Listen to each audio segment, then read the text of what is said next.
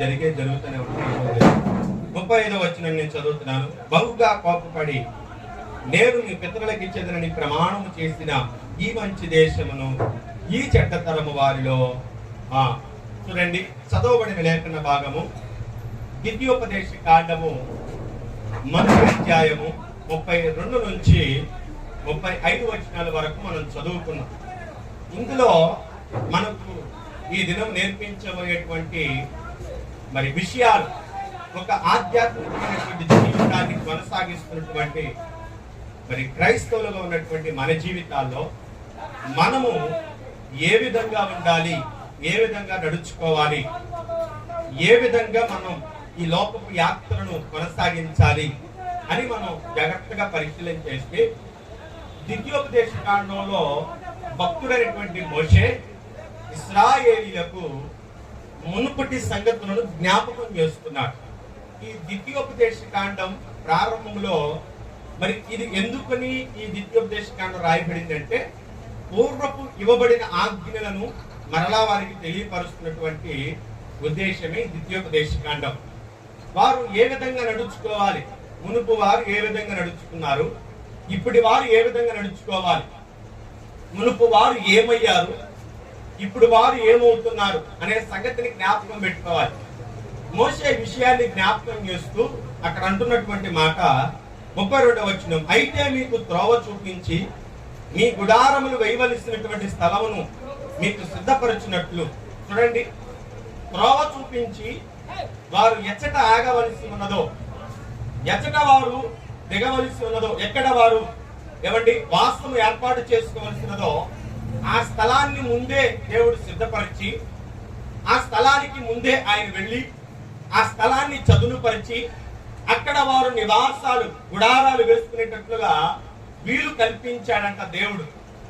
అక్కడ భక్తులైనటువంటి మోషే అంటున్నాడు 33వ వచనంలో, రాత్రి అగ్నిలోను పగలు మేఘములోను నీకు ముందర నడిచిన మీ దేవుడైన యెహోవా యందు నమ్మిక విశ్వాసమును ఉంచకపోయి. ఎవరి గురించి మాటలను భక్తుడైనటువంటి మోషే తెలియపరుస్తున్నాడంటే ఐగుప్తు నుండి ప్రయాణమైనటువంటి ఇశ్రాయేలీయులు 32 లక్షల మంది కాల్బలం వారు యోర్దాను వరకు చేరారండి. యోర్దాను వరకు వచ్చారు. యోర్దాను అవతల వారు చేరబోయేటువంటి కానాను దేశం ఉంది, వాగ్దాత దేశం ఉంది. అంటే ఐగుప్తులో ఉన్నప్పుడు ఐగుప్తులోకి వెళ్ళక మునిపే వారి పితృ పూర్వీకులైనటువంటి యాకోబు, వారి పూర్వీకుడైనటువంటి ఇస్సాకు, అతని పూర్వీకుడైనటువంటి అబ్రహాముతో దేవుడు వాగ్దానం చేసినటువంటి వాగ్దాన భూమి, ఆ వాగ్దాన భూమికి చేరుకోవడానికి కొద్ది సమయం, అంటే చెప్పాలంటే కొద్ది దూర ప్రయాణమే వారికి ఉంది. ఈ కొద్ది దూర ప్రయాణంలో వారు ఆలోచన చేశారట. ఏ ఆలోచన చేశారో తెలుసా? మోషే, మనం వెళ్ళే దేశము, మనం నివసించే ప్రాంతము అది ఎలా ఉంటుందో ఒక్కసారి మనం దాన్ని ముందుగా ఊహించుకోవాలి. నువ్వు తొందరపడి తీసుకువెళితే అక్కడ సదుపాయాలు సరిగ్గా లేకపోతే అక్కడికి వెళ్ళిన తర్వాత మేము మా పిల్లలతో మేము ఇబ్బంది పడాల్సిన పరిస్థితి వస్తే, మేము ఒకవేళ అక్కడికి నివసించే చోటు వెళ్ళే చోటు ఒకవేళ మాకు నివాసానికి యోగ్యమైనది కాకపోతే మేము పరిస్థితులు ఎదుర్కోవాలి. అక్కడ మేము ఎదురయ్యేటువంటి ప్రతి పరిస్థితులు మేము తట్టుకోవాలి అంటే నువ్వు ఒక పని చేయి. ఏ పని చేయాలంటే కొంతమందిని ఏర్పాటు చేసి అక్కడకు పంపించి ఆ దేశం ఎలాంటిదో, అక్కడ భూభాగం ఎలాంటిదో, అక్కడ నివసించే ప్రాంత ప్రజలు, ఆ దేశ ప్రజలు వారి యొక్క స్థితిగతులు ఏంటో ఒకసారి పరిశీలన చేసి పంపించు. ఎందుకంటే మేము దాటి వెళ్ళబోయేది 10ల సంఖ్యలో కాదు, లక్షల సంఖ్యలో ఉన్నటువంటి ప్రజలు. మేము ఒకేసారి వెళ్ళి అక్కడికి వెళ్ళి మేము నివాసం చేయాలంటే ఇప్పుడు వరకు మాదంతా జీవితం అంతా ప్రయాణంలో సాగింది. అలాన చోట ఆ దేవుడు మేఘస్తంభం ఆగితే అక్కడ గుడారం వేసుకున్నాం, మేఘం బయలుదేరితే ప్రయాణం వెళ్ళాం. ఇది మా యొక్క దినచర్య, ఇప్పటి వరకు మాకు సాగిన దినచర్య. ఇప్పుడు మేము ఒక్కసారిగా అక్కడ వెళ్ళి నివాసాలు ఏర్పాటు చేసుకోవాలి, స్థిరంగా ఉండిపోవాలి. అక్కడ మాకు ఇళ్ళలో కట్టుబడి ఉన్నాయని చెప్పావు, అక్కడ మా కొరకు అన్ని సిద్ధపరిచి ఉన్నాయని చెప్పావు. మరి మేము వెళ్ళబోయే ఆ చోటు ఎలా ఉంటుందో మాకు మేము తెలుసుకోవాలి. కాబట్టి మోషే, ఇప్పుడు నువ్వు ఒక పని చేయి, కొంతమందిని పంపించి అక్కడ మరి ఎలాంటిదో పరిస్థితులన్నీ చక్కబెట్టుకొని మరి తెలుసుకొని వారు వచ్చి మాకు చెబితే మేము విని మేము ముందుగా తెలుసుకొని అక్కడకు మేము వెళ్ళి నివాసం చేయడానికి మా వ్యూహాలు మా ఆలోచనలు సిద్ధపరుచుకుంటాం మోషే అంటే, సరే నాదేముంది, ఉండేది మీరు కదా, నివసించేది మీరు కదా, వెళ్ళబోయేది మీరు కదా, నివాసం ఉండబోయేది మీరు కదా, మీ ఆలోచన ప్రకారమే చేస్తానని చెప్పి మోషే ఏం చేశాడంటే గోత్రానికి ఒకరిని చొప్పున 12 గోత్రాలకి 12 మందిని ఏర్పాటు చేశాడు. ఈ 12తో చెప్పాడు, అయ్యా మీరు నివసించేటువంటి దేశపు యొక్క నమూనా ఒకటి కావాలి, నమూనాను ఒకటి తీసుకురండి. ఆ నమూనా తీసుకువస్తే అక్కడ ఉన్నటువంటి ప్రదేశము ఎంత సారవంతమైనదో, మేము వేయబోయే పంటలు, గోధుమ పంటలు, యవల పంటలు, అవి ఎంత విస్తారంగా పండుతాయో మేము గుహా జ్ఞానం వేసుకొని మేము నడిపించబడతామని చెప్పి మోషే ఈ 12 మంది మనుషులకు ఏర్పాటు ఆ యొక్క ఆలోచన తెలియపరిచి వారిని పంపిస్తే వారు ఒక ప్రదేశం వెళ్ళి ఆ ప్రదేశంలో పండిన పంట యొక్క పండ్లను తీసుకుని వారు వచ్చారు. వచ్చి వారు మోషేతో తెలియపరుస్తున్నారు, మోషే మరి మేము చూసొచ్చిన ప్రదేశం యొక్క పంట ఫలం ఇదిగో అని చెప్పి వారు చూపించినప్పుడు వారు మోసుకొచ్చింది ఏంటో తెలుసా, వారు ఒక ద్రాక్ష గెలని, అంటే ఒక ద్రాక్ష గుత్తును వారు ఒక 2 మనుషులు దండి కట్టి భుజాన మోసుకుని వచ్చారు. వస్తా వస్తా ఉట్టి చేతులతో రాకుండా కొన్ని దానిమ్మ పండును, కొన్ని యాపిల్ పండును, ఇంకా కొన్ని ఫలాలను వారు తీసుకుని వచ్చి మోషేకు పంపించినటువంటి ప్రజలకు వారిని చూపిస్తే వారు అబ్బురపడిపోయారు. అబ్బో, ఎంత సారవంతమైన నేల, ఎంత శ్రేష్టమైన నేల, ఎంత సమృద్ధి కలిగిన నేల, ద్రాక్ష తోటలో ఇంత విస్తారమైనటువంటి కాపు వచ్చిందంటే ఆ నేల ఎంత సమృద్ధి కలిగినదో, ఎంత విస్తారమైన పంటనిచ్చిందో మాకు అర్థమైంది. ఇక్కడ వరకు బాగానే ఉంది, ఇది మటుకు బాగానే ఉంది. తర్వాత విషయానికి వస్తే, అయ్యా అక్కడ ఉన్నటువంటి ప్రజల యొక్క మరి విధానం ఏంటో ఒక్కసారి తెలియపరచమంటే 12లో 10 మంది మాత్రం చెప్పిన సంగతి ఏంటంటే, అయ్యా అక్కడున్న వారు ఎలాంటి వారు తెలుసా, ఉన్నత దేవులు. అక్కడ ఉన్నటువంటి వారు ఎవరో తెలుసా, బలిష్ఠులు. అక్కడ ఉన్నటువంటి ఎవరో తెలుసా, ఎత్తరులు. అక్కడున్న వారు ఎవరో తెలుసా, నోబహు కాలంలో భూమి మీద నివసించిన నెఫీలీల జాతి సంబంధించినటువంటి ప్రజలను మేము అక్కడ చూచామన్నారు. చూడండి, తెచ్చిన ఫలము యొక్క సారాన్ని వారు చూసి సబ్బరపడిపోతే తెచ్చిన సమాధానాన్ని బట్టి వారి గుండెలు చెదరిపోయి అక్కడ వారు సరిగి సంశయించి గుడారంలోకి వెళ్ళంట మోషే మీదను అహరోనుల మీదను కలుగుతున్నారు. ఇంత ఉపోద్ఘాతాన్ని నేను ఎందుకు మీకు చెప్పానంటే, అసలు ఈ దినపు పాఠపు యొక్క ఉద్దేశం, ఈ దినం మనం నేర్చుకోబోయే పాఠం, ఆధ్యాత్మిక జీవితంలో మనం ఒక చోటికి వెళ్ళబోతున్నాం. మనం కూడా ఆత్మీయ యాత్రలో ఉన్నటువంటి వారమే. ఇశ్రాయేలు 40 దినాల ప్రయాణాన్ని 40 సంవత్సరాలు కొనసాగించడానికి గల కారణం వారిలో ఉన్న అవిశ్వాసం, నమ్మకం లేనటువంటి హృదయం, నమ్మకం ఉంటున్నటువంటి స్థితి. 40 రోజుల ప్రయాణాన్ని ఎన్ని రోజులు కొనసాగించింది తెలుసా, 40 సంవత్సరాలు కొనసాగించింది. అందుకు వారి యొక్క అవిధేయపు హృదయమే కారణం. మనం కూడా ఆధ్యాత్మిక ప్రయాణంలో ఉన్నాం. మనం ఎవరమో తెలుసా, బాటసారులం. ఈ లోకపు యాత్రలో, ఈ లోకపు ప్రయాణంలో మనది స్థిరము కాని లోకంలో మనం ఉన్నాం. ఈ లోకంలో మనం తాత్కాలికంగా ఉండేది, ఈ లోకంలో మనం నివసించేది తాత్కాలిక నివాసమే. ఎప్పుడు ప్రభు పిలుస్తాడో, ఎప్పుడు రమ్మంటాడో అప్పుడు ఈ దేహమును గుడారమును విడిచిపెట్టి మనం వెళ్ళిపోవలసినటువంటి వారమే. వెళ్ళిపోయే మనం నివసించే చోటు యొక్క విధానం మనకంతా తెలుసు. యెషయా గ్రంథంలో రాయబడుతున్నటువంటి మాట, అక్కడ ఎంత సమృద్ధి ఉంటుందో, ఎంత సంతోషం ఉంటుందో, ఎంత ఆనందం ఉంటుందో. ఆ నగరపు యొక్క వీధులు, ఆ నగరపు యొక్క కట్టడాలు, ఆ నగరముకు అమర్చబడినటువంటి స్తంభము అలంకరించబడిన వజ్రములు, వాటికి ఉన్నటువంటి పేర్లు, ఆ పట్టణానికి ఉన్నటువంటి గుమ్మములు, కొలతలు అన్ని కూడా పక్కాగా దేవుడు మనకు తెలియపరిచాడు. పరలోకపు పట్టణం యొక్క కొలత మనకు తెలుసు. పరలోక పట్టణం యొక్క ఏమండి ఆ యొక్క సంపద సమృద్ధి మనకు తెలుసు. అన్ని తెలిసిన మనము అక్కడికి చేరుకోవాలి. అక్కడికి మనం వెళ్ళాలి అంటే ఇదిగో వీళ్ళలో ఉన్నటువంటి అవిశ్వాసం, అపనమ్మకము మన హృదయంలో ఉండకుండా ఈ మధ్యాహ్న కాలం సమయం చూసుకోవాలని ప్రభు పేరట ఇప్పటి వరకు విషయాలన్నీ తెలియపరిచారు. అర్థమైందా? ఇప్పటి వరకు చెప్పిందంతా అర్థమైందంటారా? చూడండి, మరొకసారి చదువుకుందాం 32వ వచనాన్ని. అయితే మీకు త్రోవ చూపించి మీ గుడారమును వేయవలసిన స్థలమును మీకు సిద్ధపరచినట్లుగా రాత్రి అగ్నిలోను పగలు మేఘములోను మీకు ముందుగా నడిచిన మీ దేవుడైన యెహోవా యందు విశ్వాసం ఉంచకపోయారు. ఎవరు వాళ్ళు? ఎవరితో చెప్తున్నాడు?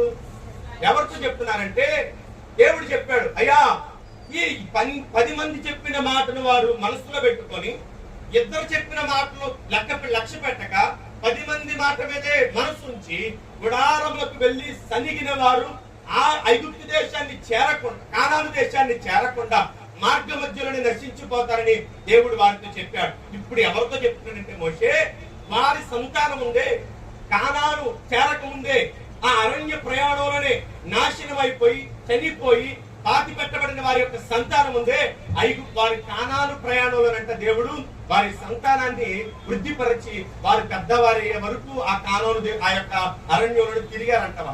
ఈ తిరిగే క్రమంలో వారు పాత విశ్వాసులైన ప్రతి ఒక్కరు చనిపోయిన తర్వాత వారి పిల్లలు ఇప్పుడు యోర్దాను దాటి కానాను దేశానికి చేరబోతున్నారు. ఇదిగో ఇక్కడ ఉండి యోర్దాను యువతల నుండి మోసే వారికి చెప్తున్నాడు, అయ్యారా నేను వెళ్ళిపోవాల్సిన సమయం ఆసన్నమైంది. ఇప్పుడు మీరు జ్ఞాపకం పెట్టుకోవాల్సినటువంటి విషయం ఏంటంటే, మీ ముందు తరం వారు ఇలా నడిచారు. ఎలా నడిచారు? దేవునికి ఇష్టలుగా బ్రతకలేకపోయారు, దేవుని యందు విశ్వాసం ఉంచలేకపోయారు.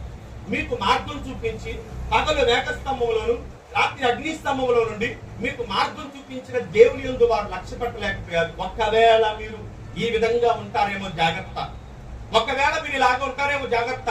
వారిని బట్టి దేవుడు ఏమని సెలవిచ్చాడంటే, వారు కానాను దేశం చేరరు, మార్గంలో చనిపోతారని దేవుడు చెప్పినట్లుగా అవిశ్వాసాన్ని బట్టి వారు అక్కడే చనిపోయారు. కాబట్టి ఇప్పుడు మీరు ఏం చేయాలి తెలుసా?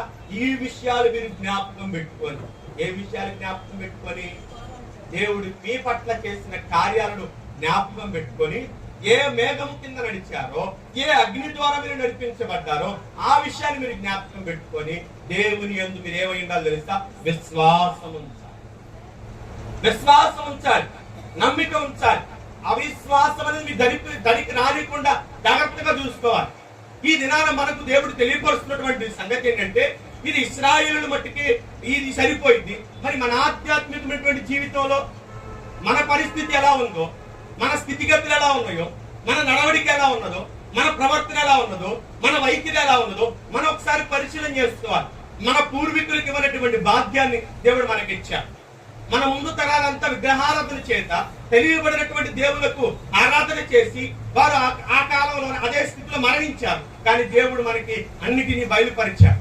ఈ యుగాంత దినమందు దేవుడు తన రక్షణను మనకు సమీపంగా తీసుకుని వచ్చాడు. ఇంత రక్షణ మనకు సమీపంగా ఉండగా మనము మన జీవితంలో దేవునికి ఎంత నమ్మకస్తులుగా ఉంటున్నాం? అన్ని విషయాల్లో నమ్మకంగా ఉంటున్నావా? కొన్ని విషయాల్లో నమ్మకంగా ఉంటున్నావా? చదువులో దేవుడు తోడుగా ఉంటే నమ్మకంగా ఉంటున్నావు. మరి ఉద్యోగంలో వచ్చినప్పుడు దేవుడికి నమ్మకంగా ఉంటున్నావా?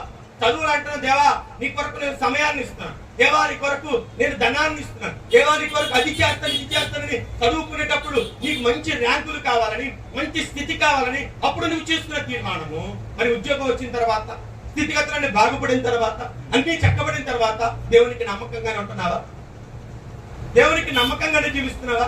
ఆరోగ్యం బాగున్నప్పుడు, మంచం మీద ఉన్నప్పుడు, రోగశయ్య మీద ఉన్నప్పుడు, మరణ పడకల మీద ఉన్నప్పుడు, బలహీనతతో ఉన్నప్పుడు అనేకమైన తీర్మానాలు తీసుకుంటా, దేవా నీ సన్నిధిలో నేను ఇలా ఉంటాను, నీకు ఇలా ఉంటాను, ఇలా కృతజ్ఞుడై ఉంటాను. మరి ఆరోగ్యం బాగుపడి, అన్ని చక్కబడి, అన్ని అవయవాలు బాగున్న తర్వాత ఇప్పుడు మనం ఏమంటున్నాం? దేవునికి నమ్మకస్తులుగా ఉంటున్నామా? ఒకసారి మనం జ్ఞాపకం చేసుకోండి. ఈ ఆత్మీయ ప్రయాణంలో మనం జీవిస్తున్నటువంటి లోకంలో మనం ప్రయాణికులం, యాత్రికులం. మనం వెళ్ళవలసిన చోటు, స్థిరమైన చోటు ఒకటి ఉన్నది. అక్కడికి మనం చేరాలంటే మనము ఈ లోకంలో ఎలా జీవించాలో చాలా జాగ్రత్తగా పరిశీలన చేసుకోవాలి. ఎందుకంటే ఇక్కడ నడిచిన నడకే నిన్ను చక్కగా పరలోకానికి తీసుకువెళ్ళింది. ఇక్కడ నడిచిన నడవడికే చిన్నగా నరకానికి తీసుకెళ్ళింది. ఏదైనా ఇక్కడే, ఇక్కడ జరిగించిన దాన్ని బట్టి, ఇక్కడ చేసిన దాన్ని బట్టి, ఇక్కడ నడుచుకున్న దాన్ని బట్టి నువ్వు ఎక్కడికి వెళ్ళాలనేది అక్కడే డిసైడ్ అయ్యింది. అర్థమవుతుంది నా మాటలు? ఏమండి అర్థమవుతున్నాయా? చెప్పచ్చు అంటారా? ఒకసారి అందరూ దేవునికి స్తోత్రం చెప్దాం బిగ్గరగా. అర్థమవుతున్నాయి అంటారా? పర్లేదా? చెప్పచ్చు అంటారా? దేవునికి మహిమ కలుగునుగా. భూమి మీద ఉన్న మన జీవితాలు, మన బ్రతుకులు, ఈ లోకంలో, ఈ ప్రయాణంలో, ఈ జీవించే 70-80 సంవత్సరాల ఈ వ్యవధిలో మనం దేవునికి నమ్మకస్తులుగా ఉంటున్నామా, అపనమ్మకస్తులుగా ఉంటున్నామో పరిశీలన చేసుకోవడానికి ప్రభు ఈ ప్రత్యేక కూడిక ద్వారా నీకు తెలియపరుస్తున్నాడు. ఎందుకయ్యా ప్రత్యేక కూడిక అని ఒకవేళ మీరు అనుకుంటున్నారేమో, మన జీవితంలో మనం వెళ్ళబోయేటువంటి చోటు అతి సమీపంగా మన మధ్యకి వచ్చేసింది. పరలోక రాజ్యం ఇప్పుడు ఏమైంది? సమీపించింది, మన మధ్యకి వచ్చింది. ఒక విధంగా చెప్పాలంటే ద్వారాలు తెరవబడ్డాయి, ఒక విధంగా చెప్పాలంటే రోడ్డు సరిచేయబడింది, ఒక విధంగా చెప్పాలంటే నీవు ఈ లోకంలో చేసిన పనులు బట్టి అక్కడ నీ కొరకు ఇల్లు సిద్ధపరచబడింది. యేసు ప్రభువు చెప్పాడు, నేనుండు చోటులో మీరు ఉండులాగున నేనే చూస్తాను తెలుసా, మరలా వచ్చి నేను మీ కొరకు అక్కడ సిద్ధపరుస్తున్నాను స్థలాన్ని. ఒక్కొక్కరి పేరు మీద ఒక్కొక్క ఇల్లు ఉంటుంది అక్కడ. ఎక్కడైతే తల్లిదండ్రుల ఆస్తులు ఉంటాయేమో కానీ అక్కడ మన పేరు మీద మనకు సొంత ఆస్తి ఉండిద్ది. అక్కడ మనం సొంత ఆస్తిని సంపాదించుకుంటాం. ఎప్పుడు ఎక్కడ అంటే భూమి మీద ఉన్నప్పుడు. అందుకే యేసు ప్రభువు సజీవుడు ఉన్నప్పుడు చెప్పినటువంటి మాట, భూమి మీద మీ కొరకు ధనమును సంపాదించుకున్నప్పుడు, ఎందుకంటే అది చిమ్మెటయు తుప్పు తినివేస్తారు. మరి సంపాదించుకున్న వారి పరిస్థితి ఏంటి ఆలోచించాలి. సంపాదించుకున్న వారి పరిస్థితి ఏంటి? భూమి మీద ధనం సంపాదించుకోవద్దు అంటున్నారు. దేవుడు యేసు ప్రభువు చెప్పాడు, భూమి మీద మీ కొరకు ధనం సంపాదించుకోవద్దు. ఎందుకంటే ఒకవేళ అది ఎక్కువ కాలం విలువల పెట్టేమైపోద్ది, చెదల పట్టేస్తుంది. ఇంకా ఎక్కువ కాలం దాచిపెట్టామనుకోండి, ఇక దేనికి పనికిరాదు. ఇంకా అవసరమైతే దొంగల దోపిడీకో లేకపోతే బంధువుల దోపిడీకో ఏదో దానికి గురవుతూ ఉంటది. ధనం సంపాదించుకోవడం వల్ల నీకు భూమి మీద ప్రయోజనము. భూమి మీద సంపాదన కొరకు ఒకవేళ నువ్వు ప్రయాసపడి సంపాదించుకుంటేనేమో మంచిదే. కాకపోతే ఒకటి జ్ఞాపకం పెట్టుకో, యాకోబు పత్రికలో రాయబడినటువంటి మాట, ధనాపేక్ష పరులై ఉండకూడి ధనం మీద కొంతమంది మనసు ఉంచంటే ఏం చేస్తుందో తెలుసా, తమను తామే ధనవంతులు అవ్వటం, పరలోక రాజ్యం వెళ్ళకపోవడం అనేది దేవుని ఉద్దేశం కాదు. ధనవంతులు పరలోక రాజ్యానికి వెళ్ళరని దేవుడి ఉద్దేశం కాదు. పరలోక రాజ్యం వెళ్ళరంటే మరి అబ్రహాం ఎవరు చెప్పండి? ధనవంతుడు. ఎవరో తెలుసా? అబ్రహాం ధనవంతుడు తెలుసా? ఇప్పుడున్నటువంటి అనిల్ అంబానీ కంటే రెండెంతో ధనవంతుడు. రెండెంతో ధనవంతుడు అంటే అబ్రహాం. ఇప్పుడున్న అనిల్ అంబానీ కంటే అప్పుడు అనిల్ అంబానీ ఎవరు తెలుసా? అబ్రహాం. ఇంతటి ధనవంతుడు పరలోక రాజ్యాన్ని సంపాదించుకున్నాడు. మరి యేసు ప్రభువు ఏంటి? పరలోక రాజ్యానికి వెళ్ళాలంటే ధనం సంపాదించుకోవద్దు అన్నాడు. చూడండి, ధనం సంపాదించుకోవడం ఇది కాదు దేవుని ఉద్దేశం. నువ్వు ధనం సంపాదించుకుంటావా అనేది దేవుని ఉద్దేశం కాదు. ధనాపేక్ష పరులై ఉండకూడదంట. అంటే నీ మనసు ధనం మీద ఉండకూడదు. ఎందుకంటే ధనం మీద మనసు ఉందనుకోండి, ధనం దేనికి సంబంధించింది? భూ సంబంధమైనటువంటి ఇదొక వస్తువు. ఈ మనస్సు ధనం మీద ఉందనుకో, నువ్వు ఎక్కడ వాడు అయిపోతావు? భూ సంబంధమైన వాడు అయిపోతావు. భూ సంబంధమైన ప్రతిదీ ఏమైపోయింది? ఒక దినాన లైన్ అయిపోయింది. నువ్వు నాశనం అయ్యే స్థితిలో ఉండకూడదని దేవుడు కోరుకుంటున్నాడు. నువ్వు ధనం సంపాదించుకుంటున్నావా, వెనకాల తరానికి దాస్తున్నావా అనేది దేవుని ఉద్దేశం కాదు. దేవుని రాజ్యానికి ప్రవేశించాలంటే, దేవుని రాజ్యానికి నువ్వు చేరాలంటే, దేవుని రాజ్యంలో నువ్వు ఉండాలంటే, దేవుని రాజ్యంలో నీ కొరకు స్థలం సిద్ధపరచాలంటే నీవు భూమి మీద ఏ విధంగా ఉండాలో నేర్చుకో. దేవునికి నమ్మకస్తుడిగా ఉండు. ధనాన్ని బట్టి నీ మనస్సును తిప్పుకోమాక. ధనాన్ని బట్టి లోక ఆశలను బట్టి నీ మనస్సును వేరే వేరే వాటి మీద తిప్పుకోనమాక. దేవుని యందు నమ్మకము కలిగిన వారికి పరలోక రాజ్యము, అపనమ్మకస్తులకు పరలోక రాజ్యం ఉండదు. అర్థమైందండి? అపనమ్మకస్తులకి పరలోక రాజ్యం ఉండదు. సంఖ్యాకాండం చూద్దాం, చూడండి 14వ అధ్యాయము 11వ వాక్యం. నేను ముగించేస్తున్నాను. 14:11. ఎన్నాళ్ళ వరకు ఈ ప్రజలు నన్ను అలక్ష్యము చేయుదురు, ఎన్నాళ్ళ వరకు నేను వారి మధ్యన చేసిన సూచిక క్రియలన్నిటిని చూసి నన్ను నమ్మకయుందురు. చూడండి, దేవుడు మోషేతో చెప్పి వ్యాధులు పడుతున్నటువంటి సంగతి ఏమని చెప్తున్నాడు మోషేతో? మోషే, అసలు ఈ ప్రజలేంటయ్యా నా మీద అసలు ఇంత అలక్ష్యంగా ఉంటున్నారు అంటే లక్ష్య పెట్టట్లేదు. ఒక విధంగా చెప్పాలంటే, బైబిల్ పరిభాషలో చెప్పాలంటే మరి గడ్డి పూచ కన్నా హీనంగా చూస్తున్నారంట దేవుడు. ఎందుకని? ఇప్పుడు ఏమొచ్చింది వారి హృదయంలో? భయం వచ్చేసింది. భయాన్ని బట్టి ఇప్పుడు ఏమైపోయారు? దేవుడు అంతకు ముందు చేసిన సూచిక క్రియలు, అంతకు ముందు చేసిన అద్భుత కార్యాలు, అంతకు ముందు వారు కన్నుల ముందు ఎన్నడూను ఎవ్వరును చేయలేనటువంటి గొప్ప కార్యములు వారి కన్నుల ఎదుట దేవుడు చేసిన వారు ఏమైపోయారు తెలుసా? వారు ఏమైపోయారంటే అక్కడ రాయబడినటువంటి మాట, దేవుని సూచక్రియలు చూసిన నన్ను నమ్మక. చూసారా, చాలా మంది బలహీనత సమయంలో చాలా మంది అంటారు, ఏమంటారు తెలుసా? నాకు వచ్చిన ఈ సమస్య, నాకు వచ్చిన ఈ బలహీనత పగోడు కూడా రాకూడదండి. అసలు దేవుడు కూడా తీర్చలేనటువంటి సమస్యలు నాకు కదా. అసలు భూమి మీద ఏబు భక్తుడు పడినంత శోధన గాని, ఏబు భక్తుడు పడినంత ఇబ్బందులు గాని ఏ మానవుడు కూడా పడడు కదా. కానీ కొంతమంది ఏమంటారు తెలుసా? ఆనాటికి ఏబు భక్తుడేమో, ఈనాటికి నేను. ఎందుకంటే ఏబు భక్తుడు కూడా నాలాగా శ్రమ పడలేదు. ఎందుకని? అసలు ఏబు భక్తుడు ఆ కాలానికేమో అట్టున్నాడు, ఈ కాలానికి నేనే ఏబుని. చూసారా, చిన్న చిన్న సమస్యలకు, చిన్న చిన్న శోధనలకు, చిన్న చిన్న బలహీనతలకు కొంతమంది ఏమనుకుంటారు తెలుసా?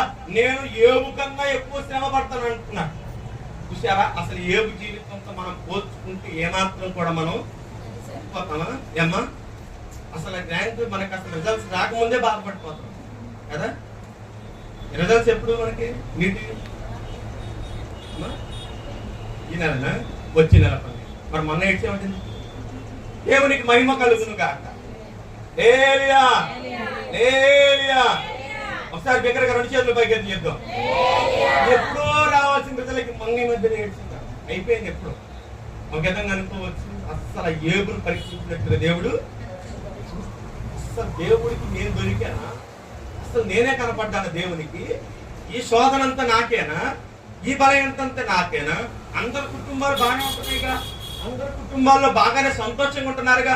దేవుడు ఎందుకు నా కుటుంబం మీదనే, నా మీదనే ఎందుకు దేవుడు ఇలాంటి ఉద్దేశాన్ని, ఇలాంటి మనసును కలిగి ఉన్నాడు? అసలు దేవుని దృష్టిలో ఏమంటారు చెప్పండి, చెప్పాలి. అసలు దేవుని దృష్టిలో అసలు దేవుని చూడడం ఎప్పుడో మానేశాడండి కదా. బలహీనత వచ్చినప్పుడు అప్పుడప్పుడు భార్య భర్త మీద అట్టుకుంటారు సరే, అసలు నన్ను ఈ మధ్యన పట్టించుకోవడం మానేశాడు కదా. ఇంకా ఆ మాటలు ఎప్పుడైనా గుర్తుకొస్తున్నాయా? అసలు నన్ను పట్టించుకోవడమే మానేశాడు. అసలు ఇది వరకు ఉన్న ప్రేమ, తొలి రోజుల్లో ఉన్న ప్రేమ ఇప్పుడు లేదు. ఇప్పుడు పద్దాక నన్నే కలవరించేవాడు, అప్పుడు పద్దాక నేనే గుర్తొచ్చేవాడు, పద్దాక నన్ను ఫోన్ చేసేవాడు, అక్కడకున్న ఎక్కడున్న ఫోన్ చేసేవాడు. ఇప్పుడు ఏమైపోయిందో తెలుసా? దేవునికి మహిమ కలుగు. కొంచెం ఎండలో ఉపశమనం అంతే కదా. అప్పుడు పదే కలవరింపులు, పదే కలవరి. నా ప్రియురాలు అప్ప అస్సలు నా ప్రాణం అంటూ తిరిగేవాడు. ఇప్పుడేమైపోయాడు చెప్పండి? ఇప్పుడేమైపోయాడు? నీ ప్రాణం తెస్తా అన్నట్టుగా కదా. భార్యలు సహజంగా భర్త మీద కోపపడేది ఎప్పుడు తెలుసా? వారికి బలహీనత ఎక్కువైనప్పుడు భర్త గుర్తుకొస్తాడు ముందు. అంటారు, నోరు జారి అంటారు, అస్సలు నీకు చెప్పాలి, అస్సలు నీకు మనస్సే అసలు నీకు నేను పడుతున్న బాధ ఏంటో, నేను పడుతున్న ఇబ్బందులు ఏంటో అసలు నీకు తెలియట్లేదు. అస్సలు నన్ను పట్టించుకోకుండా నువ్వు, నాకు బాధ వచ్చినప్పుడే నువ్వు. అది ఏదో పని ఉంటుంది, ఏదో పని మీద బయటికి వెళ్తా ఉంటాడు, ఏదో పని మీద వెళ్తా ఉంటాడు. ఈ లోపు బలహీనత వచ్చింది, ఇది గమనించుకోకుండా ఆమె ఉంటుంది తెలుసా? నాకు బలహీనత ఉన్నప్పుడే నువ్వు బయటికి వెళ్తా ఉంటాడు కదా. మా బంధుగడికి ఇప్పుడే గుర్తుకొచ్చాను. దేవునికి మహిమ కలుగుతుంది. సరే లోపలికి వచ్చి ఎంత అవుతుంది, లోపలికి వచ్చి గోడ కింద వచ్చింది లోపల. దేవునికి మహిమ కలుగునుగా.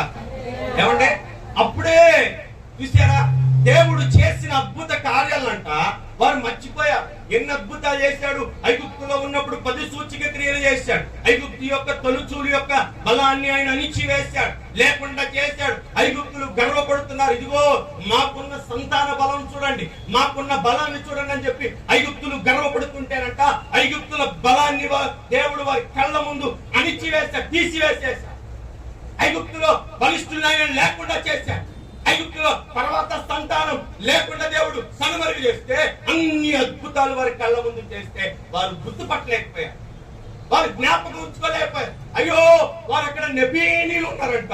వారు ఉన్నత దేవులు, బలవంతులు, వారు ఎత్తరులు, అన్నిటిలో అందరికంటే దేవదారిత్యం కలిగినటువంటి వారు. వారి దృష్టి కంట 10 మంది మిడతల్లాగా కనబడ్డారంట.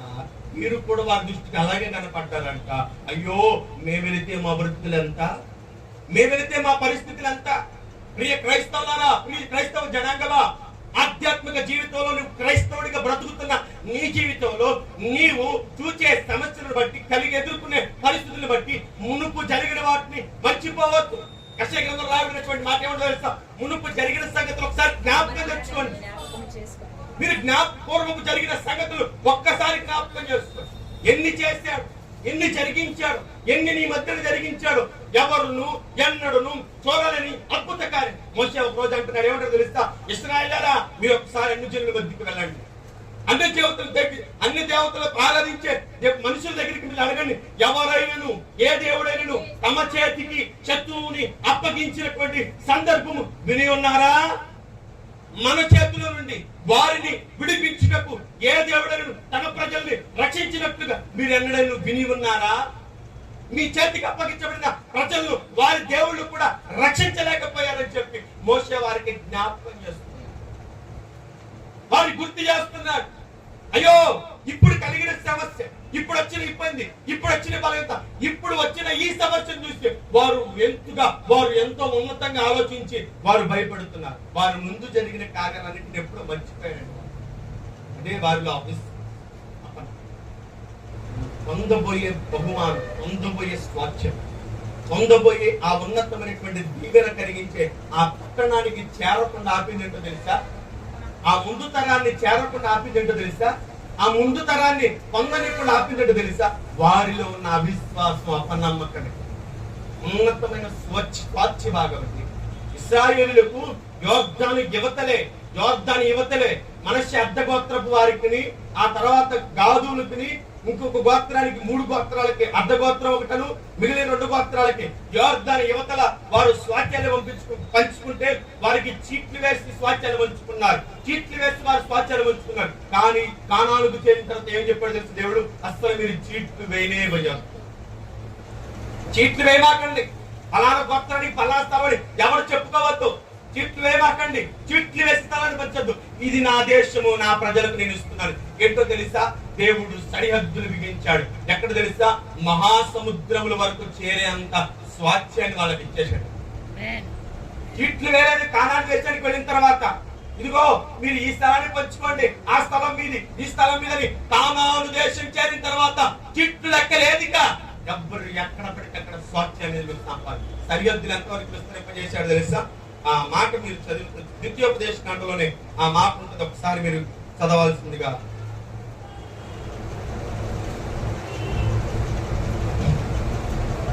రెండవ అధ్యాయంలో చూడండి.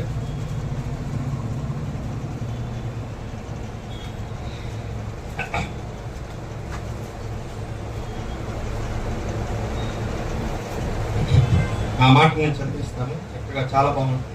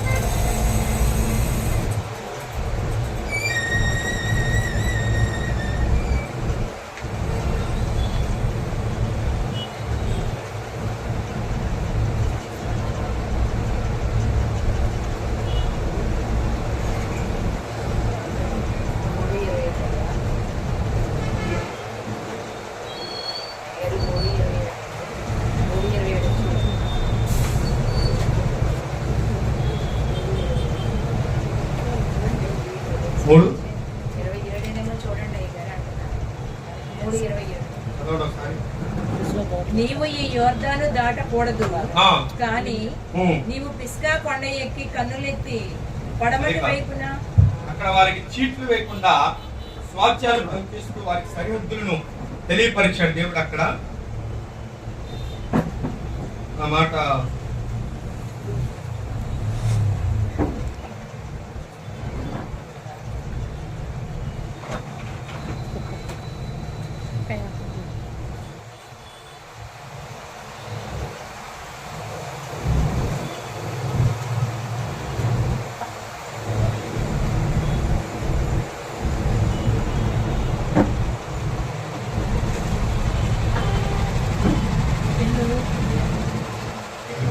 సరే, అది మాట నేను జ్ఞాపకం చేస్తాను. నాకు మాట తెలుసుకున్నాను నేను.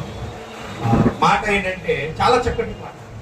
వారు ఏమండి చీట్లు వేయకుండా స్వాస్థ్యాన్ని పంచుకునేటట్లుగా దేవుడు వారికి ఇచ్చే మంచి స్వాస్థ్య భాగము, చాలా చక్కటి స్వాస్థ్య భాగం. వారికి సరిహద్దులు బిగిస్తూ ఎంతవరకు వారిని ఎంతవరకు వారిని విస్తరింపజేశాడో ఆ మాట దేవుడు వారికి తెలియపరుస్తున్నాడు. చూడండి ప్రియమైనటువంటి దేవుని సంగమా, ఈ మధ్యాహ్న కాల సమయం దేవుని సన్నిధిలో ఉన్నటువంటి నీ జీవితంలో ఎదుర్కొన్నటువంటి పరిస్థితులను బట్టి, ఎదుర్కొన్నటువంటి బలహీనతలను బట్టి, వేటిని బట్టి అయినా సరే మునుపు దేవుడి నీ పట్ల జరిగించిన కార్యములను నీవు మర్చిపోకుండా ఏం చేయాలి? ఏం చేయాలి? నీవు నీ యొక్క జీవితంలో జరిగిన మునుపు జరిగించిన దేవుని కార్యాలు మీరు చూడండి. 106వ కీర్తన 24వ చరణంలో రాయబడినటువంటి మాట. 106వ కీర్తన 24వ చరణంలో రాయబడినటువంటి మాట. వారు రమ్యమైన దేశము నిరాకరించి ఆయన మాట నమ్మకపోయారు. ఏ దేశం అంటే అది రమ్యమైన దేశం. ఇంకొక చోట రాయబడింది సుందరమైనటువంటి దేశం. అసలు ఎంత దేశముల గురించి ఎంత చక్కగా వర్ణిస్తారంటే ఆ దేశమును వారు ఏం చేశారంటండి? నిరాకరించారు. అసలు ఆ దేశం వెళ్ళవయ్యా మోషే, ఆ దేశానికి మమ్మల్ని నువ్వు పంపించావు. ఎందుకని? వారిలో కలిగిన అవిశ్వాసం. ఇదిగో ద్వితీయోపదేశ కాండంలో 1వ అధ్యాయం 32వ వాక్యంలో మోషే మరలా వారికి పూర్వ జ్ఞాపకాలు వారికి గుర్తు చేస్తూ నూతన తరానికి చెప్తున్నటువంటి మాట ఏంటంటే, ఇదిగో మీ ముందు తరాల వారు ఇలాంటి స్థితిని బట్టి, ఇలాంటి మనస్తత్వాన్ని బట్టి వారు స్వాధీనపరుచుకునే దేశానికి వారు చేరకుండా 40 సంవత్సరాలు వారు అరణ్యంలోని దేవుడు వారిని తిప్పి ఆ తరాన్ని అంతటినంట అక్కడేం చేశాడు తెలుసా? లయపరిచి నూతన తరాన్ని యోర్దాను దాటించాడంట. యోర్దాను దాటేటప్పుడు మోషే వారికి చెబుతున్నటువంటి మాట. ప్రియమైనటువంటి దేవుని సంగమా, ఈ మధ్యాహ్న కాల సమయం ముందు నీ జీవితంలో నీవు కూడా జ్ఞాపకం పెట్టుకోవాల్సిన సంగతి ఏంటంటే, ఈ ఆధ్యాత్మికమైనటువంటి జీవిత క్రైస్తవ ప్రయాణంలో నీకెదురవుతున్న పరిస్థితులు, నీకెదురవుతున్న బలహీనతలు, నీకెదురవుతున్న ఒడిజిడుకులు, నీకెదురవుతున్న ప్రతికూల పరిస్థితులు, వేటిని బట్టి అయినా దేవుని యందు అవిశ్వాసం, అపనమ్మకము అనేది నీ హృదయంలో ఉంటే, ప్రియమైనటువంటి దేవుని ప్రజలారా, నువ్వు వాగ్దాన భూమి అయినటువంటి పరమ కానానికి నువ్వు చేరగలవు. విశ్వాసం ఉంచు ప్రభు కార్యాలు, విశ్వాసం ఉంచు ప్రభు మీద, విశ్వాసం ఉంచు ఆయన మనల్ని పరలోక రాజ్యానికి చేరుస్తానని వాగ్దానము స్థిరమైనదని, అది నమ్మదగినదని, అది మన యందు జరిగిద్దని, నెరవేర్చబడిద్దని. ఈ బలహీనతలు, ఈ యొక్క శ్రమలు, శోధనలు అన్ని తాత్కాలికము. ఒక రోజు ఇవన్నీ ఏమైపోతే తెలుసా? మబ్బు మాయమైనట్లుగా మాయమైపోతుంది. ఇవన్నీ ఉండవు. ఈ శోధన, ఈ బలహీనత, ఈ శ్రమలు ఏవి తాత్కాలిక దేవుని జీవిత కాలం ఉండేవి కాదు. అన్ని తొలగిపోయే రోజు ఒకటి ఉంది. ఆ రోజున నీవు ప్రభు సముఖమందు నిలబడాలి అంటే ఈ జీవితంలో, నీ హృదయంలో నీవు ఉంచుకోవాల్సినది దేవుని యందు స్థిర నమ్మిక, స్థిర విశ్వాసం, కదల్చబడినటువంటి విశ్వాసం నీకుండాలి. చంచలము కానటువంటి విశ్వాసం నీకుండాలి. శ్రమను బట్టి కొంతమంది, ఎదురవుతున్న పరిస్థితులను బట్టి కొంతమంది, కుటుంబంలో ఎదురవుతున్న ఆర్థిక పరిస్థితులను బట్టి ఎంత పని చేసినా, ఎంత కష్టపడినా, ఎంత రెక్కల ముక్కలు చేసుకున్నా ఇదే బతుకండి, ఇదే స్థితి అండి అని ఒకవేళ అనుకుంటున్నావేమో, జాగ్రత్త. క్రీస్తుని కొరకు దాచి ఉంచిన ఆ గొప్ప స్వచ్ఛ భూభాగం స్వతంత్రించుకోవాలంటే ప్రభు యందు మనం ఏం చేయాలి తెలుసా? నమ్మిక ఉంచాలి. ఈ నెల దేవుడు మనకి ఇచ్చిన వాగ్దానం అన్ని విషయాల్లో మనకు సహాయకుడు. నమ్మిక నుంచు ప్రభుని జీవితంలో నువ్వు ఎదుర్కొంటున్న ప్రతి సమస్యలో, ప్రతి బలహీనతల్లో ఆయన సహాయకుడిగా నిలబడబోతుంది. ఆయన నిలబడి నువ్వు ఎదుర్కొంటున్న ప్రతి దాన్ని ఆయనే జయించుటకు సిద్ధ మనసు కలిగిన వాడు. ఆయనే మనకు వాటి నుంచి విజయాన్ని కలిగించబోయే గొప్ప దేవుడు అయి ఉన్నాడు. మరి మాట మన హృదయంలో పెట్టుకుని మరి మన యొక్క ఆధ్యాత్మిక జీవితాన్ని మునుపు ఎలా ఉందో ఒకసారి చూసుకొని, మరి దేవుని సన్నిధిలో ఇప్పుడు ఎలా ఉండబోతున్నామో ఆలోచించుకొని, నీకు ఎదురవుతున్న పరిస్థితులను బట్టి, ఒకవేళ ఇప్పటి వరకు దేవుని కార్యాలను బట్టి నువ్వు ఒకవేళ ఆ జరిగిన కార్యాలను ఒకవేళ మనసులో ఉంచుకోకుండా ఇప్పుడు వచ్చిన శోధనలు బట్టి అపనమ్మకంతో, అవిశ్వాసంతో కొన్ని బలహీనమైన మాటలు నీ నోటి నుండి వస్తూ ఉంటే సరి చేసుకో. మన నోటితో ఏది వచ్చిస్తామో అదే మన జీవితంలో ప్రభావం చూపించడానికి అర్థమవుతుందా? మన నోటితో ఏది పలుకుతామో అదే మన జీవితం మీద ప్రభావం చూపించిందంట. నేను దేవుని సన్నిధిలో లేకపోతే నేను దేవుని కృప ద్వారా నేను వర్ధిల్లుతాను, నేను ఆశీర్వదించబడతాను, నేను దీవించబడతాను అని నువ్వు అనుకుంటే అది నీ జీవితం అలా నడిపించబడింది. లేదా నువ్వు బలహీనుడుగా నువ్వు బలహీనుడు చేసుకుంటే అదే నీ జీవితం మీద ప్రభావం చూపించింది. భక్తులైనటువంటి మంగమూరి దేవదాస్ గారు పాట రాశారు, జయము జయమని కలవరించిన జయమే బ్రతికంత అయిపోతాడు. జయము జయమని కలవరించాలండి. ఏమండి, జయము జయమని కలవరించాలి. శోధనలో జయమని కలవరించాలి, బలహీనతల్లో జయమని కలవరించాలి, పరిస్థితుల్లో మనం ఎదురవుతున్న ప్రతికూల పరిస్థితుల్లో జయమని కలవరించాలి. జయము జయమని పలుకటం వల్ల జయము జయమని పలుకుతూ ఉంటే, జయము జయమని కలవరిస్తూ ఉంటే జయమే మన బ్రతుకంతా మారిపోయింది. జయమే మన బ్రతుకల్లా మారిపోయింది. యేసు ప్రభువు వారి జీవితం అంతా జయ పదమే కదా. శోధన జయించాడు, బలహీనతలు జయించాడు, శిలువ మరణాన్ని జయించాడు, నిందలు జయించాడు, శరీర బలహీనతలు ఆయన తన మరణం అయ్యి సమాధిలో చేయబడి కట్టబడి సమాధిలో ఉంచితే కూడా మరణాన్ని జయించాడు.